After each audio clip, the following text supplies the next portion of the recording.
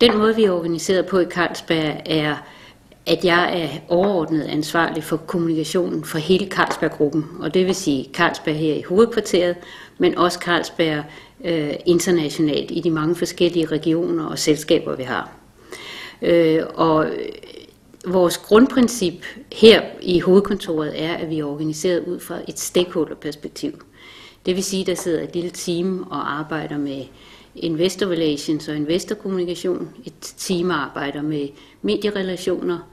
Et team, som arbejder med den interne kommunikation og virksomhedsbranding. Altså, hvad står vi for som virksomhed? Hvad er vores kultur osv.? Og så har vi nogen, der arbejder med public affairs og corporate responsibility. Hvis man så kigger i det enkelte land, så har alle de store markeder, de har deres egen kommunikationsfunktion, hvor der typisk er 1, 2, nogle steder 3-4 medarbejdere, som arbejder med den lokale ledelse.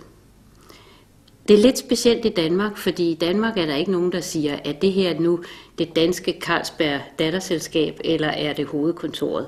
Så der har vi lavet en helt speciel konstruktion, som sikrer, at når folk udefra henvender sig til os, så får de et svar, uanset om det er nogle danske spørgsmål eller nogle internationale spørgsmål, de arbejder med.